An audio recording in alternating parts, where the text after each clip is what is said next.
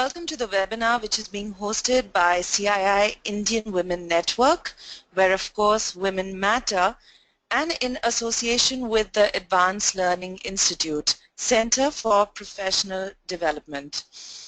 I'd like to welcome the founder and CEO for the Advanced Learning Institute here with us to conduct the webinar, Mr. Siddharth Vaze.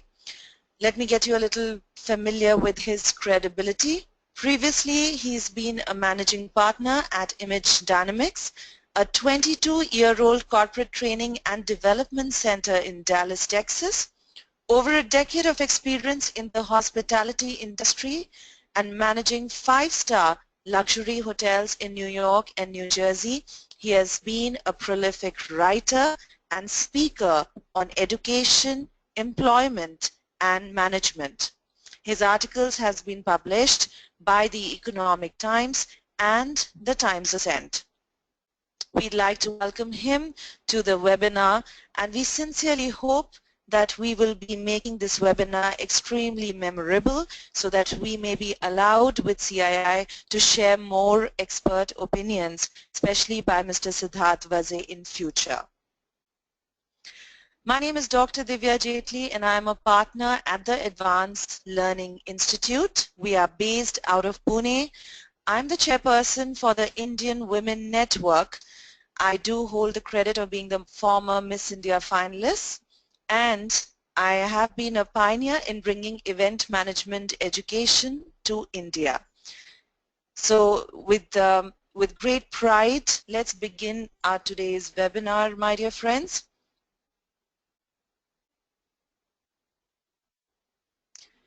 Before we move on to our today's topic, which is of course about building your personal brand and the power of choice, we introduce the Advanced Learning Institute.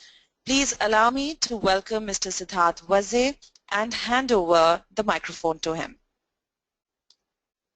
Thank you so much, Dr. Jetli. To take a minute just to explain about what we at the Advanced Learning Institute do. We are actually one of the leading innovators in India when it comes to behavioral training and employable skills.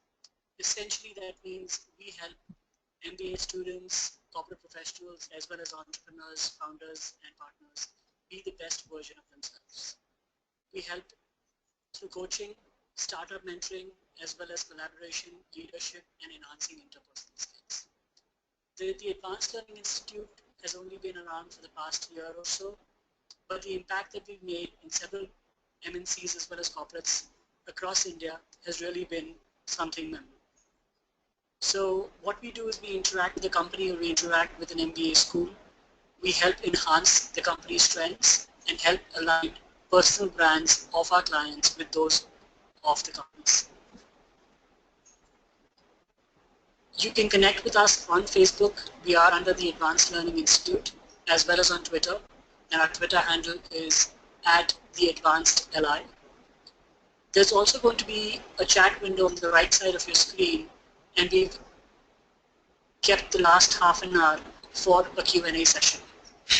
So with that in mind, we would just like to go ahead and start the webinar. Thank you so much for taking the time to be here to all of you today. Thank you, Siddharth, and once again, welcome. My dear friends, today we are going to be covering various elements, and we will try to cover all of them in as much depth as possible. As you can see on your screens, we have the elements listed, and right from developing your personal brand all the way to aligning your personal brand with that of your organization, or identifying your organization's corporate culture will definitely be our focus. In addition to basic topics like verbal and non-verbal communication, as well as how to make a positive first impression, we'll also be covering some topics that are comparatively new age.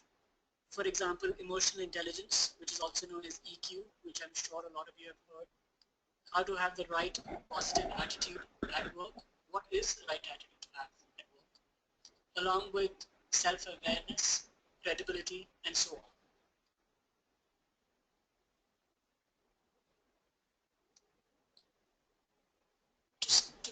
things off, I would like to start with this pie chart that we've created.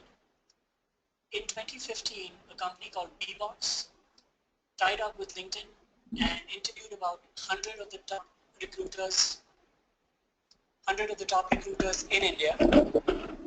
What they came up with were this list of qualities that recruiters in India are looking for when it comes to potential employees.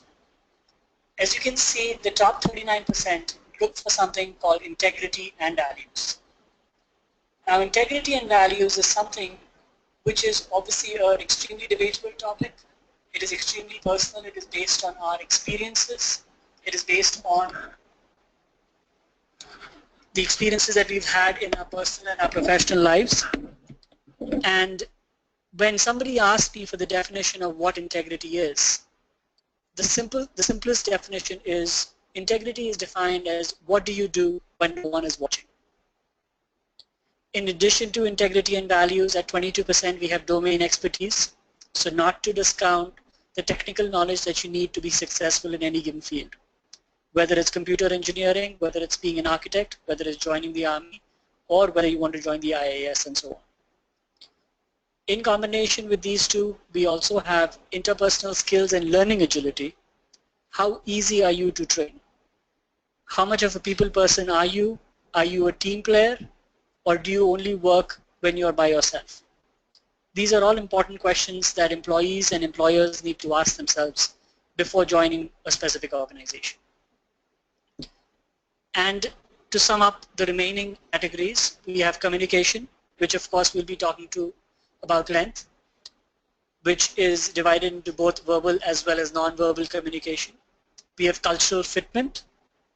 Like every country and every state, every corporate MNC also has their own culture. Whether you fit in and are successful in a specific culture or in a specific company depends on how well you're able to align your personal brand with that of the organization. And then lastly, we shouldn't forget to talk about numerical and logical ability as well as adaptability. In these ever-changing times, how self-motivated are you, or how easily do you adapt to changing circumstances, which may or may not be in your control. Now, the reason why all of us are here today is to talk about our personal brand. And I know that all of us have heard this expression being used quite often in the recent past. What exactly is your personal brand, or what exactly is my personal brand? All of us are surrounded by brands everywhere we go, right from the car that we drive, to the clothes that we wear, to the shoes that we wear, even the movies that we watch. In a sense, all of us are also personal brands. And people automatically make the choice whether they want to interact with, or whether they want to buy, or whether they want to spend time with your personal brand or not. A personal brand essentially is composed of who you are, what you do, that has to be consistent, and how you do it. When we start talking about who we are, it is essentially everything right from, it could be as basic as our family background, as well as when we discussed integrity and values in the earlier slide. What are some of your strengths? What are some of your weaknesses? What kind of character do you have? How do you face up to some experiences that may be out of your control? How do you handle stress? And so on. When we talk about what you do consistently, it is across all media, especially in a day and age where your digital version or your appearance on a digital screen holds a lot more value or is perceived differently than you are in person. If you just come across as a very nice person online, but if somebody meets you in person and you're not able to have the same level of self-confidence or the same communication skills, unfortunately you're not going to be as successful. So you need to be as consistent and performing at the same high standard, whether you're doing it over the phone, whether you're doing it via email or text message, or whether you're doing it in person. And also, when we talk about how we do it, are we trying to become successful at the cost of somebody else's success? Are we willing to put other people down just so that we can get that promotion that we've been really looking forward to? Or do we have enough self-confidence and enough confidence in our own abilities to be able to be successful regardless of what is happening around us? Now, moving on to the basic foundations of success, I just want to list a few.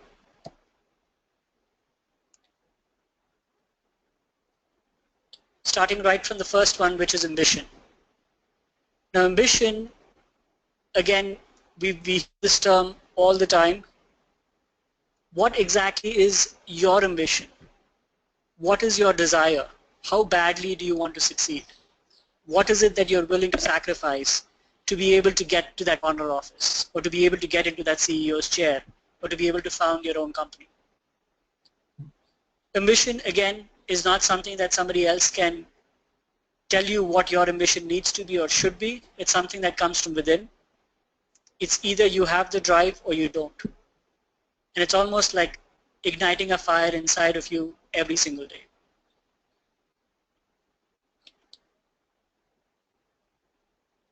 Moving on from ambition to vision. For vision, we can explain that as simply as what is the ability to think with wisdom. When we're talking about vision, we are talking about not just your immediate 3 to 6 month plan, but what vision do you have for yourself personally as well as professionally for the rest of your life?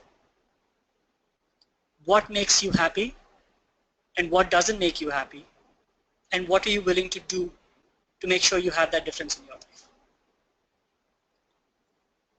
We start talking about confidence. Confidence is not just something that is displayed when you're around people. Confidence is also something that's displayed when you're making decisions. So when you're faced with certain choices in your life, and if you've been raised with the right integrity and the right values, do you have the confidence to make the right decision? Do people come to you and ask you questions because you're known for something? Because they see the self-confidence that you have in yourself? Because they see the way that you carry yourself? And not only confidence is a combination of not only being able to make a decision, but also being able to stand by it. Not necessarily always when it's right or when it's wrong. Moving on, let's talk about the next foundation to success, which is ability to take risk. My dear friends, ability to take risk actually thrives on innovation. In today's environment, where we know that success won't fall in our lap until we actually persistently work towards it, one of the major factors which aligns to our success is definitely the ability to take risks.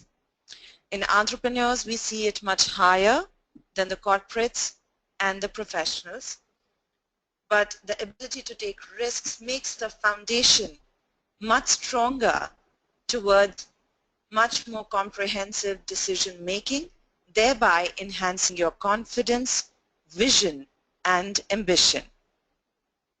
Let's talk about drive and energy as well.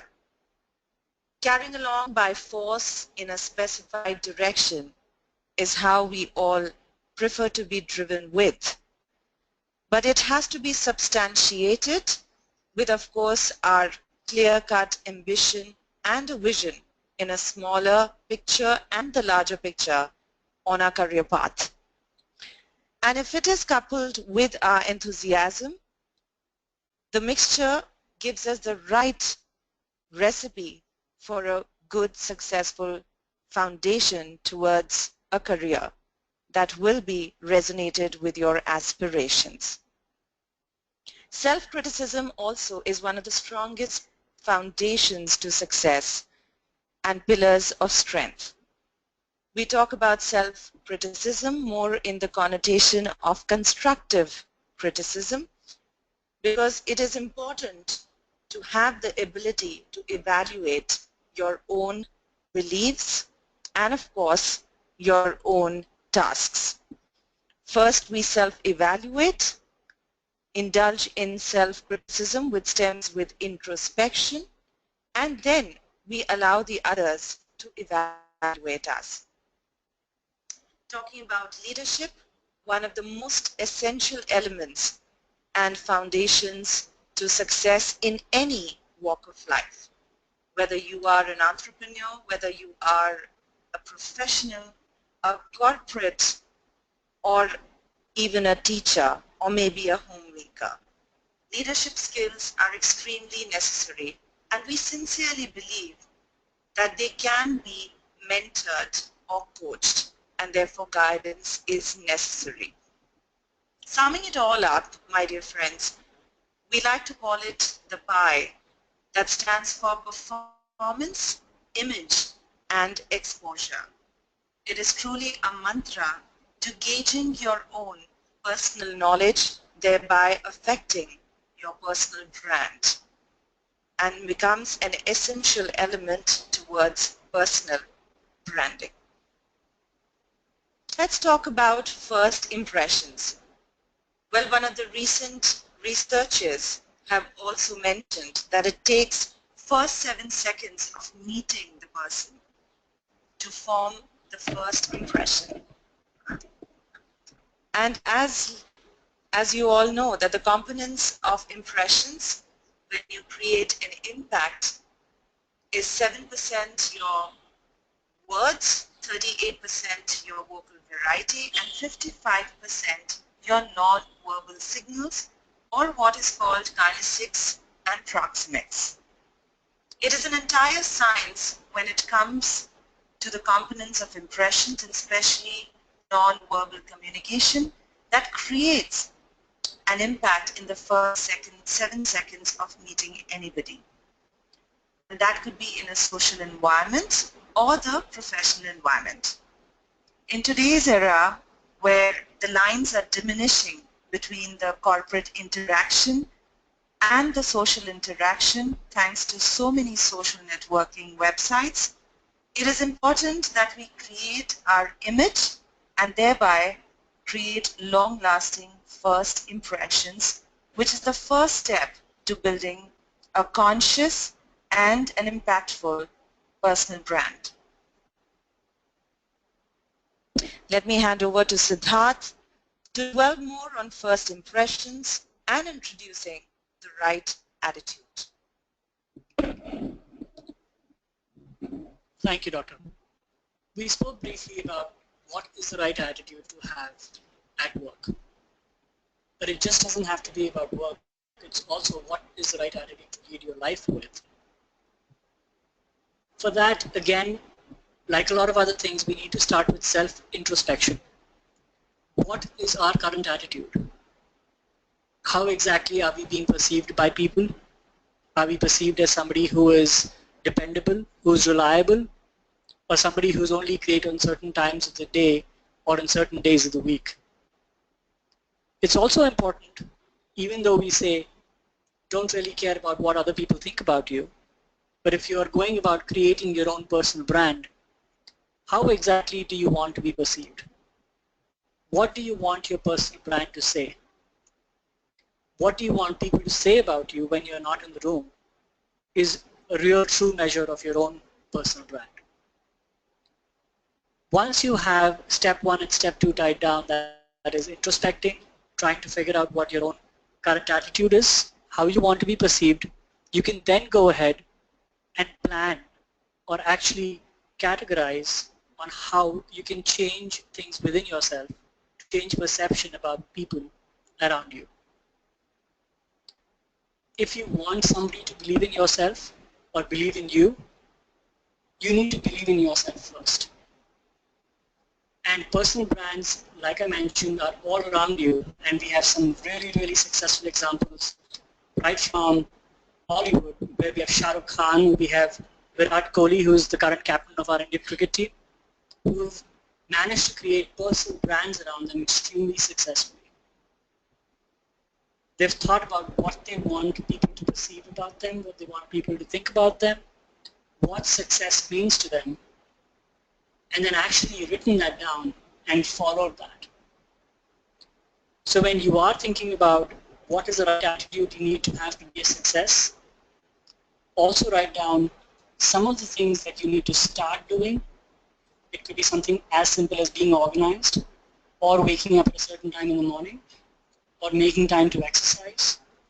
What are some of the things that you need to stop doing, which is you need to stop eating unhealthy food. You need to stop watching more than, let's say, an hour of TV a day. You need to stop being on Facebook more than 3 hours a day. And also, what do you need to continue doing? What are you already doing well? Are you already doing a good job at work, which is validated by both your boss and your colleagues? Are you successful? And most importantly, are you happy? We're following that up with a short video on self-motivation. It just shows and enhances the importance of why it's so important to be your own biggest fan, as well as to wake up every morning and truly believe that it is going to be the best day for the rest of your life. There will never be a point in life. There's a right time to do the right thing. If you're waiting for that perfect moment, that perfect timing, it's not going to happen. You know what you have to do? You have to create the perfect time and the perfect opportunity and the perfect situation. So a lot of people become comfortable. They stop growing. They stop wanting anything. They become satisfied. People getting ready to go to jobs that they don't like, jobs that are making them sick. You see, when you're not pursuing your goal, you are literally committing spiritual suicide. When you have some goal out here that you're stretching for and reaching for that takes you out of your comfort zone, you'll find out some talents and abilities you have that you didn't know you have. When the messenger of misery visits you, what are you going to do? What will keep you in the game? There are things that you think you'll never need to know, that you may only need to know one time in your life, but that could save your life because you had that knowledge. Unless you attempt to do something beyond that which you've already mastered, you will never grow. What is it that you looked at some point in time and you decided that you couldn't do it, that you talked yourself out of it? You're waiting on your next door neighbor to make it happen for you. It may not happen. If you're waiting on your mother or your father, they may be so ancient in their thinking that they don't understand this opportunity that you have. And if you're waiting on them, it may never get done. You don't beg average people to be phenomenal. You don't beg good people to be phenomenal. You just are phenomenal, and you will attract phenomenal. What reason can you remember that you can call on, that you can reach on, that can make you get back up? Find that reason. If you're not where you are, if you're not where you want to be, if you don't have what you want to have, if you're not where you think you should be at this particular place, it has nothing to do with the system, but it has everything to do with the fact that you're not making the sacrifice. I want you to make that dream become a reality, because if you don't, you will be working for somebody else to make their dreams become a reality. Everybody that's against you or don't believe in you no more. Let me tell you something, that's a lonely feeling. It's a lonely feeling, particularly people that you're doing it for. Most people take their greatness, take their ideas to the graveyard with them. Listen to me, if it was easy, everybody would do it. There are people right now who are working who don't want to work. There are people who hate their jobs, they keep getting up to do it. The wealthiest place on the planet is the graveyard. Because in the graveyard we will find inventions that we never ever were exposed to. Ideas, dreams that never became reality. Hopes and aspirations that were never acted upon. The question is, what are you going to do with your time? What drives you? Greatness is a lot of small things that you do. Day after day, workout after workout, obedience after obedience, day after day. When things don't work out for you, when things happen that you could not anticipate, what are the reasons that you can think of that can keep you strong? You will never, ever be successful until you turn your pain into greatness, until you allow your pain to push you from where you are to push you to where you need to be. Stop running from your pain and embrace your pain. Your pain is going to be a part of your prize, a part of your product. I challenge you to push yourself. See, it's easy to be on the bottom. It doesn't take any effort to be a loser. It doesn't take any motivation, any drive in order to stay down there on a low level. But it calls on everything in you. You have to harness your will to say, I'm going to challenge myself. I mean, that's what you did last week on time. Today, the only important day, there are 86,400 seconds in a day, and how you use those are critical. You got 86,400 today, and what you do today is what you see in who you are. Nobody's going to talk about what you did last week. That the biggest enemy you have to deal with is yourself. There's an old African proverb that says, if there's no enemy within, the enemy outside can do us no harm. You have this opportunity of a lifetime. It means absolutely nothing if you don't take advantage of it in the lifetime of this opportunity. I got to say that when life knocks you down, try and land on your back, because if you can look up, you can get up. If you want a thing bad enough to go out and fight, to work day and night, to give up your time, your peace, and your sleep. If all that you dream and scheme is about it, life seems useless and worthless without it. See, it's time now. If you want to make this your decade, you've got to start saying yes to your life. You've got to start saying yes to your dreams, yes to your unfolding future, yes to your potential, as opposed to saying no. When you die, die on E. Leave no dream left behind, guys. Leave no opportunity left behind. When you leave this earth, accomplish every single thing you can accomplish. Listen to me, you're going to be here one day, but you'll never get here if you give up, if you give in, if you quit. And finally, guys, you got to want to succeed as bad as you want to breathe.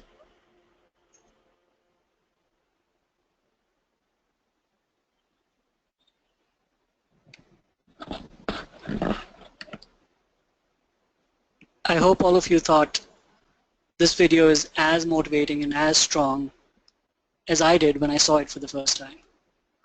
If there's one thing that you should take away from the video, it is you have the power in you to change whatever you don't like about your life.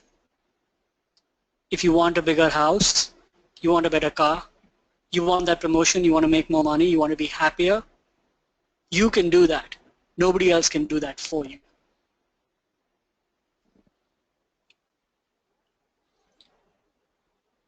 Going on from the power of self-motivation, we're going to be talking about the basics of verbal as well as non-verbal communication and what we refer to as power dressing. Verbal and non-verbal communication both are extremely important parts of communication. You will be surprised how much of a contribution, in fact, non-verbal communication makes to the entire communication cycle. It is statistically mentioned, and you can check it online, that 55% of your communication is in fact non-verbal communication. But before we get to the details of it, let's understand how important is power dressing for us when it comes to communicating our idea and our presence and our image for the place where we ought to be. So let's say if we ran into our best customer or the president of our company or an official corporate event, every place has a different way of code of conduct, body language, and a dressing style. It becomes extremely important across industries to portray an image where you are best suited for the event, be it the conference room or be it an official off-site picnic party. It is extremely important and significant to be consistent and to opt for quality over quantity. A lot of women especially believe that it is all about the brands. But let me reiterate that it is more about the comfort and being appropriately dressed. It's always better to be overdressed rather than being underdressed or vaguely dressed, giving an absolutely different meaning and communication to your colleagues, your juniors, or your CEO. It's important to stay current as opposed to staying trendy, especially in a professional environment. And it is extremely significant for ladies especially to concentrate on their accessories. Wonderfully so, I have witnessed in my personal entire 16, 17 years of career span, be it the education industry or the corporate world, where ladies take liberties to wear chunky jewelry or probably handbags or shoes which have a sound of their own. Simple things that we tend to overlook and we think, what's it? It's my style. Let it be and let me be known for that style. But may I request all the ladies, especially those who are participating in this webinar, that the image that you portray is a lot to do with how you dress. With gentlemen, of course, they don't have the issues of finding the right accessories, but how your shirt is buttoned, whether it is open collar, whether you're wearing a jacket, or whether you have to be in a three-piece suit. Please make sure that you pick the right combination and be there for the event being the right fit. Your nails, your hair, your shoes, which all comes under the ambit of personal grooming, has to be taken at top priority. In today's environment where personal and professional lives are so intermingled, it is important that we make it a part of our personality and add it to our virtues to be always groomed and always well dressed. All of these elements of power dressing attribute to, of course, the basic question, what is your brand? And my dear ladies and gentlemen, let's not forget that the brand has to be a Louis Vuitton or a Zara. It could be a very basic multi-brand outlet of Shoppers Stop or Pantaloons where you would like to shop and gather your clothes and accessories. But please make sure that you aren't wearing shirts which are 5 years old. The fabric has worn out and the buttons are indulged in puckering.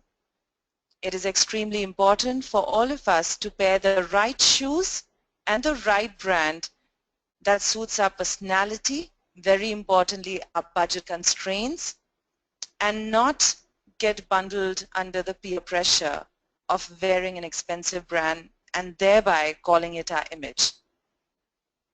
If you pay attention to these minute details, it automatically adds to your confidence, thereby enhancing your persona and making your nonverbal communication definitely the right fit. Let's move on to the elements of nonverbal communication.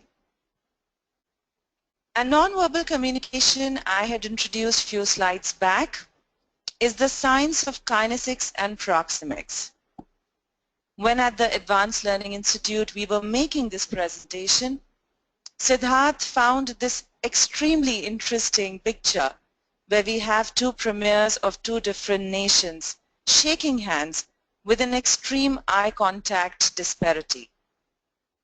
And that is a perfect example of how your non-verbal communication can actually be a misconstrued and a miscommunicated effort.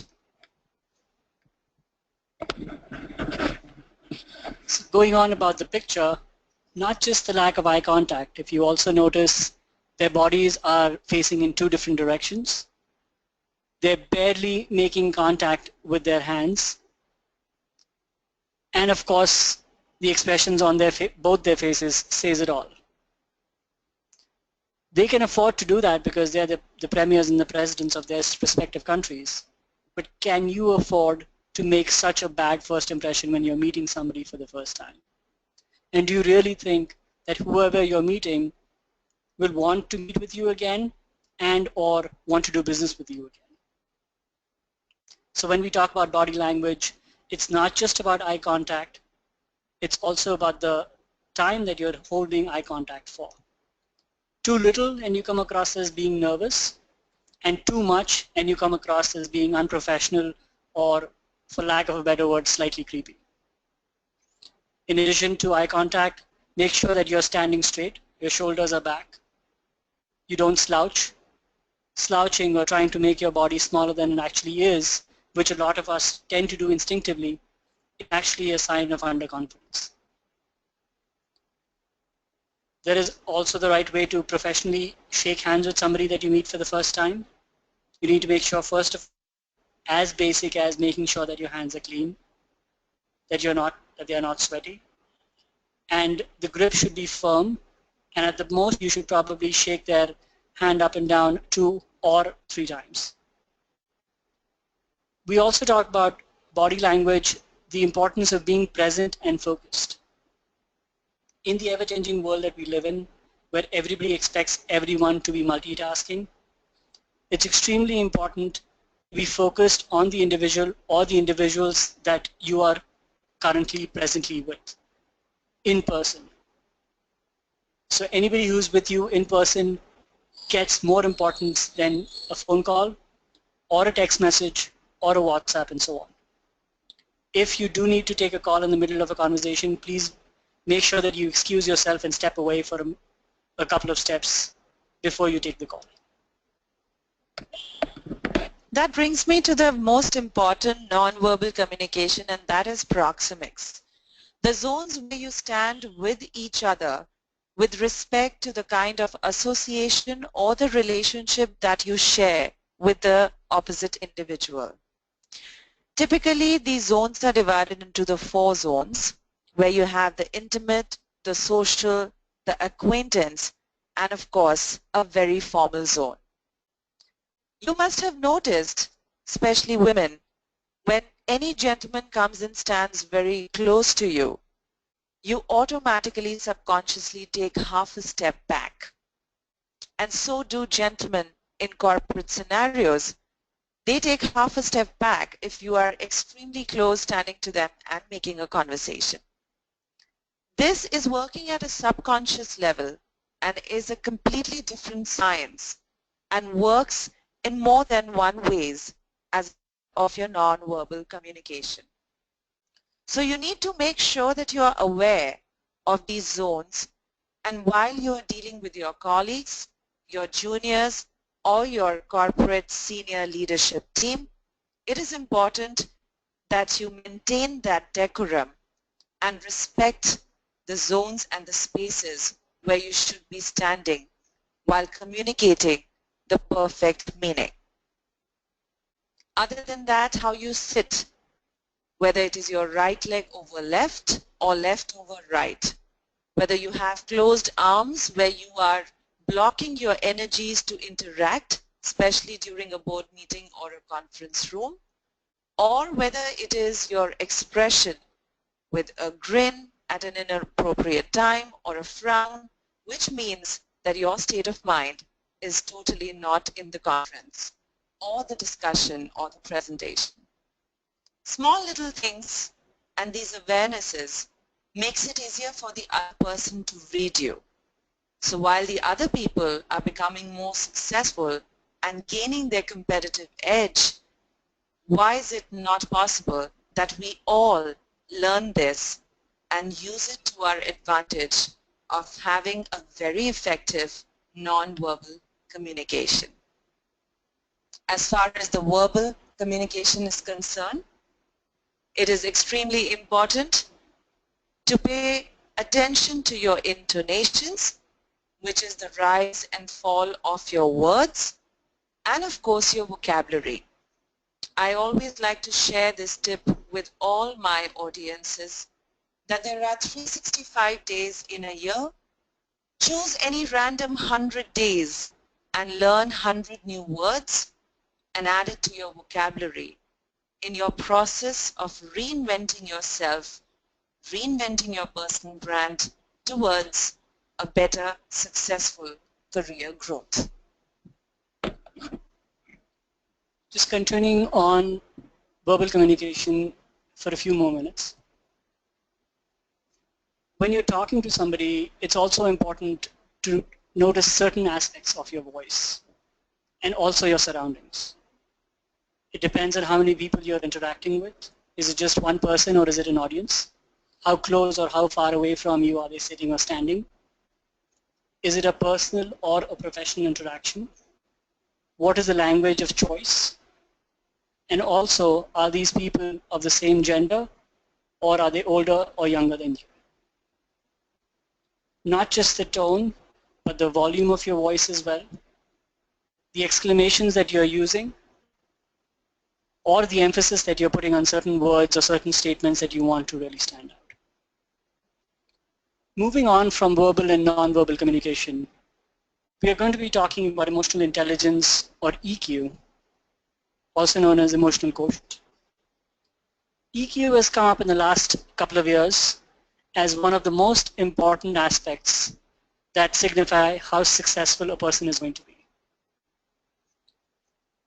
Emotional intelligence, as you can see on your screen, it's known as the ability to recognize and understand emotions in yourself as well as others, and how well you can contain or control or use your emotions and other people's emotions effectively to form great personal and professional relationships and also to be successful.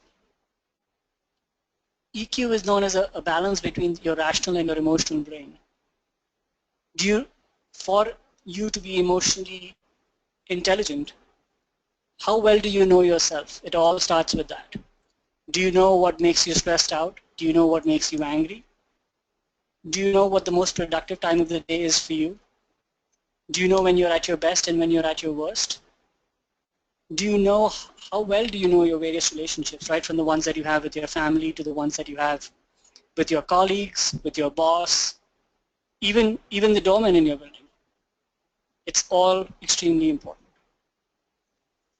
Once you start knowing yourself, it is then important for you to observe and see how well you know other people, especially the ones that are closest to you. Whether it is the ones that you work on a daily basis, the ones that you probably spend more time with than your own family members.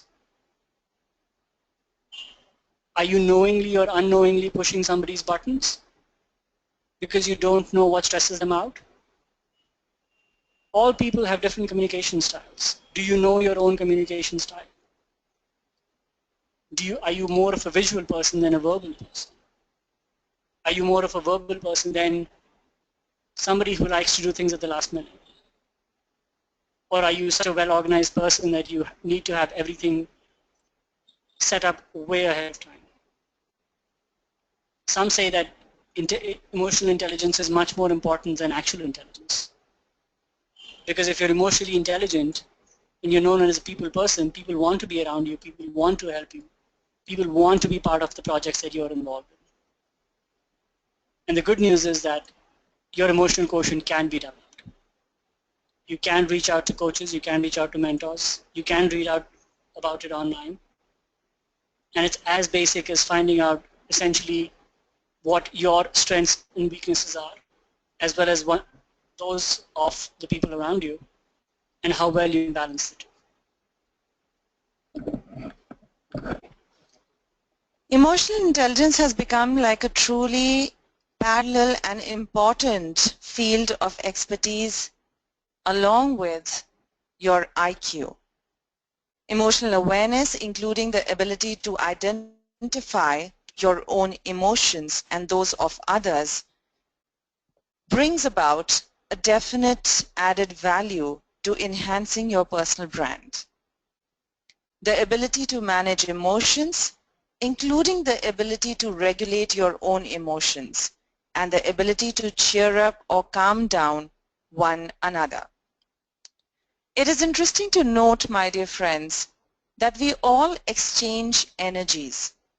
For example, when you're working in a classroom of people or maybe in a boardroom and you have a new employee who has just walked into your office or the boardroom, all of us at some level are making our opinions even before the gentleman or the lady has extended their introductions or connected with you on a personal or individual basis.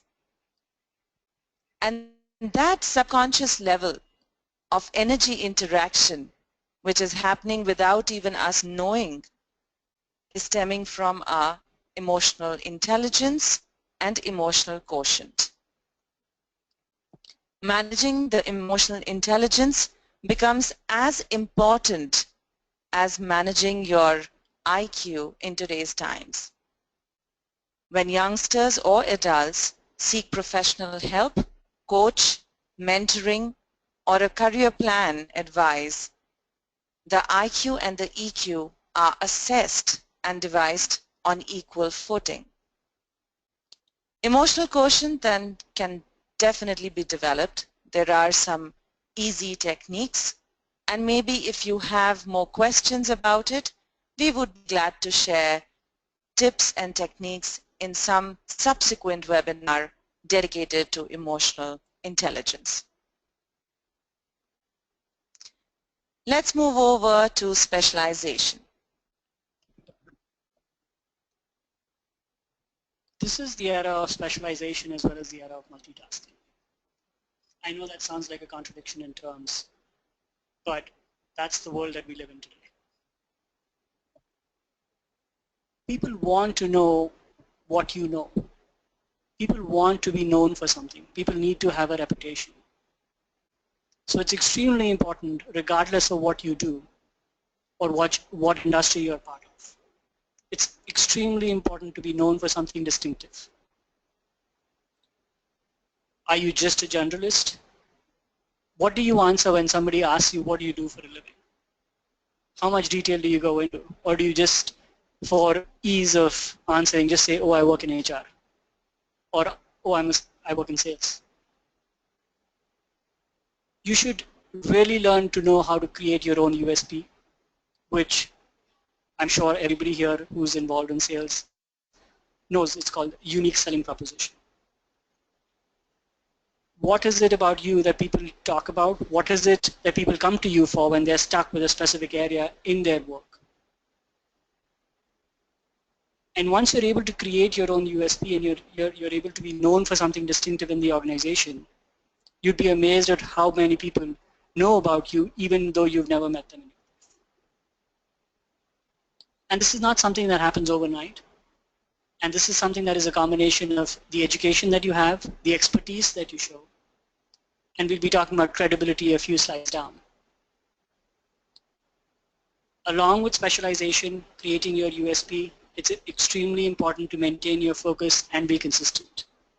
You cannot just be distinctive or have a USP on specific days of the week, or be known that you're really, really good at something at specific times of the day, but if you go to him or you go to her after 5 o'clock in the evening, you'll never get anything done. Consistency and focus are two extremely important pillars of success.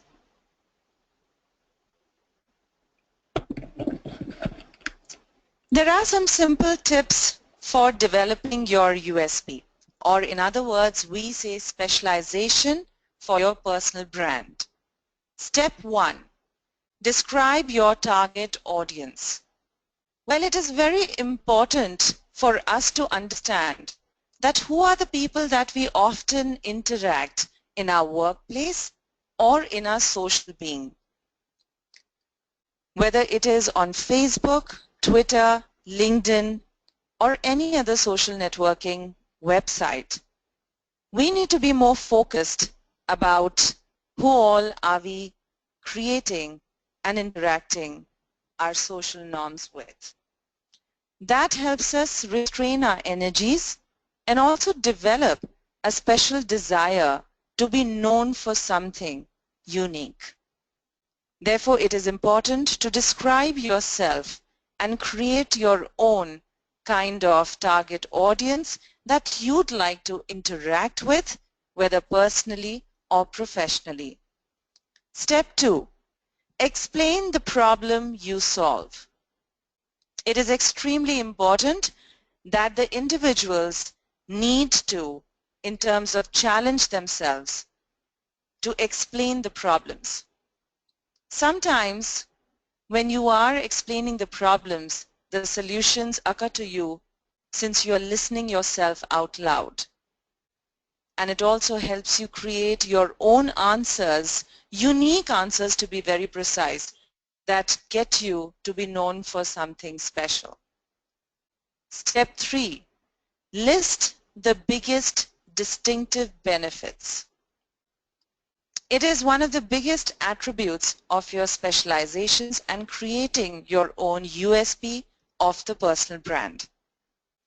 Thinking from everybody else's perspectives, these benefits should explain why we are so important to the other people and why they should choose to be in our company or choose to share a task oriented towards the benefit of the organization with us and not with anybody else. Step 4, defining our promise. A big part of a successful USP is to make a promise to whoever we are dealing with and to stick by it. It is extremely important to value the commitment of words, and that is the stepping stone towards creating your own specialization. Step 5, combining and reworking. Once we have completed the steps 1 to 4, it is important that we need to continuously dwell in recurring ideas and thoughts so that we can start merging our own aspirations and rewriting them in a way that flows to make a lot of sense and contribute towards our own specialization of creating the personal brand. Let's talk about credibility. People often use these words of trust me all the time, whether in a professional, corporate, or personal scenario. But it is extremely important to understand that these words are not just words, but also the strongest pillars of any collaboration. And here we are talking about collaborating with yourself first. We often talk about networking, using interpersonal skills in order to creating an effective congenial environment. But our first responsibility is towards our own personal branding. And we begin that by the underlying principle of using the affirmation of trust me, which helps us create the credibility package. Yes, my dear friends, credibility is a package deal. There are various things which form a credibility. So the next time you use the word credibility or you hear from anybody else that I have a long credibility, long repertoire, please understand that the person is implying a mix or an amalgamation of many attributes. First one, character, your core values. India is of course a large nation of diverse cultures, and we all get affected by different environments and different values which we inherit from our families. As we study in anthropology, we all are actually an effect of the social environment that we have grown up in. Considering the number of states that we have in our country, it becomes all the more important for us to understand ourselves as well as others with respect to the relevance and the reference of their core values, which make up the character in whole and which help us enhance our credibility. Integrity, extremely important in today's times when everybody uses this word very frivolously. With integrity overlapping somewhere in the thin line of difference areas is authenticity. Making your personal brand is extremely important from the purview of being authentic, being real, and being absolutely unique. Being honest, being truthful to yourself first is absolutely important and imperative to being authentic and to have integrity in place. Expertise. Once we have the core values, the integrity and the authenticity in place, it is important for us to understand what is our expertise. Whether it is your hobby that you have created a career out of, or whether it is your passion which drives you to pursue a definitive career. Your expertise and your years of experience add to your credibility. A sound judgment.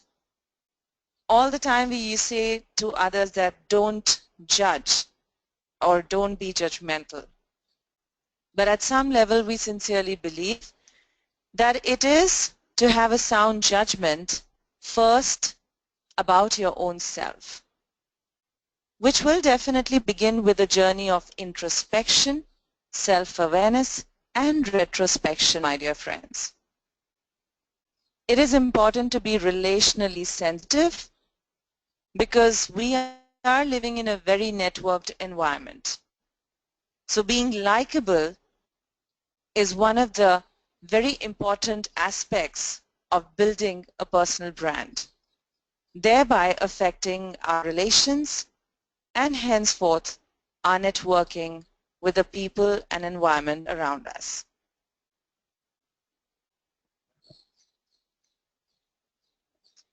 Let's talk about influence. My dear friends, influence is the power to change someone or something. Influence is the main attribute that you use to create an impact on others. And while we are learning the relevance of image enhancement, power dressing, verbal, non-verbal communication, credibility, competence, expertise, and various aspects that we have covered until now, influence is the next subsequent step towards building a strong personal brand, which obviously entails 5 different points of extreme significance. First is reciprocity, which totally defines how you are with the other person in the same dealing environment. Let us understand this with an example. In a corporate scenario, often we are stuck where we are dealing with some colleagues, some juniors, or some seniors, or maybe some clients, or some vendors. And all the time, we are constantly negotiating, whether it is with emotions, whether it is with times, whether it is with the costing, or whether it is conducting a conference. It becomes extremely important for us to create a positive influence or create an impact through reciprocity of communication. Commitment and consistency. So continuing to talk about influence, I hope everyone is doing well. We are about halfway through our slideshow and maybe about another half an hour to go until we break for Q&A. Commitment and consistency, like we talked about all the other aspects, is extremely important in influence as well. influence is not just about what you can do for people that can do something for you, but it's also about what can you do for people that can't do anything for you. That's when you show your commitment to your family members, to your colleagues, to your boss, and even to the company that you work for. And are you doing it on a consistent basis? When we talk about social proof, all of us don't live in silos. We don't live on an island. We are dependent and we are affected by what society does or doesn't do around us. So it's extremely important for us to realize the impact that we have on others as well as the impact that they have on us. When it comes to influence, we also need to acknowledge authority. There will always be somebody who's in a more senior role than you are, or who has a lot more influence on your professional life than you have on theirs. It's important to realize that, and it's also important to realize what you can control and what you can't control. And lastly, when we talk about influence, like all good things, we only realize the value of it once it's not there anymore. So when we do have somebody that's willing to take the time out to work with us, or show us something, or teach us something, it's extremely important to acknowledge that and appreciate that before casting judgment on whether it's important to us or not. Now moving on from influence to self-awareness. Self-awareness, as we discussed earlier, does have a lot to do with introspection as well. It's extremely important to be self-aware of your emotions, to be self-aware of your strengths, to be self-aware of your weaknesses, your thoughts, your beliefs, what motivates you, what doesn't motivate you, and your emotions. Self-awareness not only lets you understand yourself and gives you a clear perception of your personality, but it also lets you understand other people and how they perceive you. A few important aspects of self-awareness are skills development. When we talk about our strengths and weaknesses, we also need to be honest with ourselves and acknowledge what skills we have, to what extent, and what skills we need to enhance. We've talked about knowing our strengths and weaknesses. Self-awareness is also about developing your gut instinct and learning to trust it. Like we say that all good decisions should be made with a combination of your rational and your emotional mind. There are times when you don't have too much time to be able to make a decision. That's when your gut instinct comes into play. Do you trust somebody when you meet them for the first time? Are you willing to do business with them? Are you willing to share an apartment with somebody? Are you willing to share a Uber or a Ola with somebody? That comes down to your gut instinct. And a huge part of self-awareness is also identifying what stresses you out and learning how to manage that effectively. Yes, stress can be managed. There are ways of identifying what stresses you out at what times. If there's certain stressors that are occurring on a daily basis, you should be able to not just identify them, but also not let them affect your effectiveness or your productivity.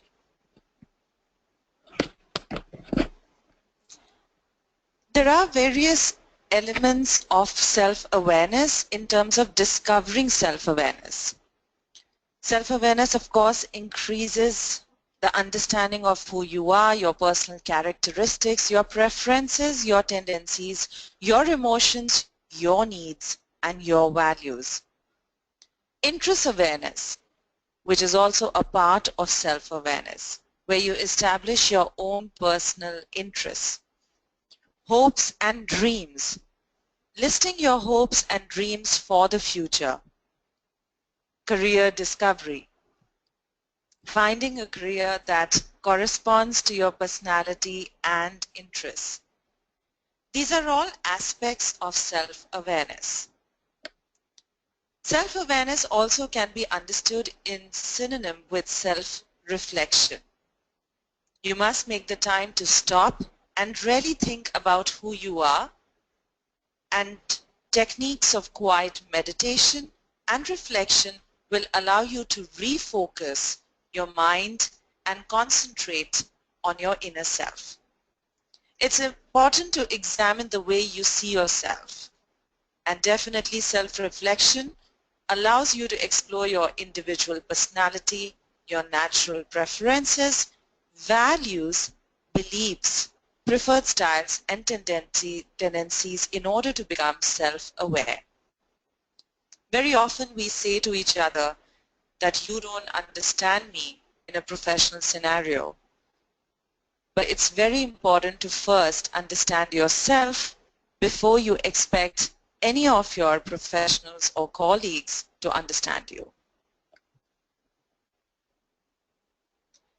We could also seek professional help, and now the times are changing when every person, whether it is Bill Gates or Schmidt, all need a coach or a mentor, which is where institutes like us come in to help you guide and steer your career path the way you want to or you aspire to be. Moving on from self-awareness, we're going to be talking about one of my most favorite topics called networking and small talk. Every person, regardless of who they are, has to interact with people at some point in their lives. And more often than not, it's people that we've never met before. And it might be people that we have to interact with in a professional or a business environment. So when we talk about networking, similar to when we're talking about power dressing, it is always quality over quantity. If you're going to a networking event, please keep your focus at the very most trying to interact with between 3 to 5 people that you really think can help you or will have a positive effect on your life. Again, as far as networking goes, be interested, not interesting. It's not about you. Yes, it has to be a two-way conversation. But at the same time, you should be more interested in knowing about them, their professional lives, their aspirations, and not the other way around, and trying to tell them everything about you and what you do. As a big part of networking, it's important for you to be aware of what's going on in the world around you, not just in the same city, but also in the country and also in other parts of the world. It's equally important to be able to talk about various sports events as it is about various companies or moves that they're making that may or may not affect what you do. And lastly, when you're talking about networking and you're doing small talk, try and stay away from controversial topics, whether it's politics or religion or age or marital status. Once you start getting to know people better, those are always topics that you can get into, but not in the first few meetings, and especially not in a professional environment.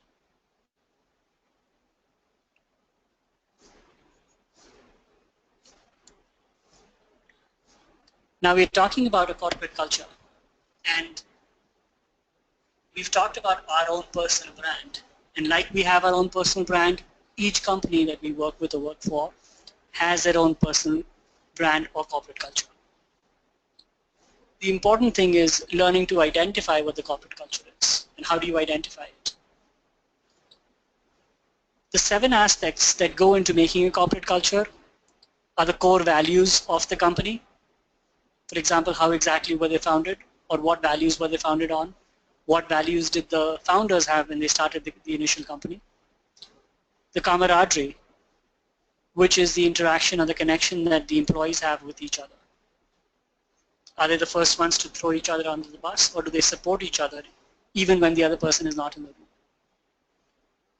We talk about companies' involvement with their local community, and not just in arranging employee engagement seminars and sessions, but also what are they actually doing to positively enhance their community, the ones that they live in and they work in. What kind of communication does your corporate culture have? Is it just a top-down communication? Is the open door policy really an open door policy? Are you really able to go to your boss and tell him how you feel, or does it only happen once a year when it's time for your annual appraisal? Compassion, again, depending on who's being compassionate to who. Are the seniors really being compassionate and understanding the challenges that some of the frontline staff have, that they're bringing to them on a daily basis? And are colleagues being compassionate to each other and covering for each other as and when required? What is the personal connect that everybody shares with each other, which goes hand in hand with camaraderie? And then, of course, the chronicles. The chronicles goes a little bit further than the core values on what exactly is the foundation that the company was started on or is bound on. What is the history of the company? And what was the initial motivation as well as the vision and value statement, not just words, but actually what they stand for. One of the major pitfalls of basing your culture on successful company culture examples is that culture is not a one-size-fits-all concept. You can gather valuable information by researching the corporate culture of other companies, but you must be sure to pick the values and behaviors that will work best for your particular business or your particular brand. If you want to create a company culture that helps you thrive, you must work towards that culture from the startup phase of your own personal brand. Doing things right from the beginning will save you from having to correct undesirable behaviors or ask anybody else or their attitudes at a later date. Investing in research material is always a beneficial way to absorb the corporate culture, thereby adding it to your knowledge and creating a powerful impact while building your own personal brand. You might have wondered why we're talking about a corporate culture or a company's culture. To be truly successful when you're working with a corporate or when you're in the process of starting your own business, it is extremely important for you to be able to sync your own personal brand with that of the company. A few steps that go into you doing that successfully is understanding the essence of your brand. I think we've talked about what all are the various aspects of the elements of a personal brand. We've talked about self-awareness, we've talked about introspection, understanding what your brand is, how people perceive your brand, and how you want people to perceive your brand as well. Defining your experiences, which is both your personal and professional experiences, because whether you acknowledge it or not, every experience that you go through as a person in life is changing you. And it's changing your values, your beliefs, and shaping who you are going to become tomorrow. Once you've been able to identify and distill down to the essence of your brand, you then leverage your brand value so that you can be an invaluable asset to your company. So we just wanted to leave you with those words that it's extremely important to be self-aware first before you can claim to either be a success or want to be a success.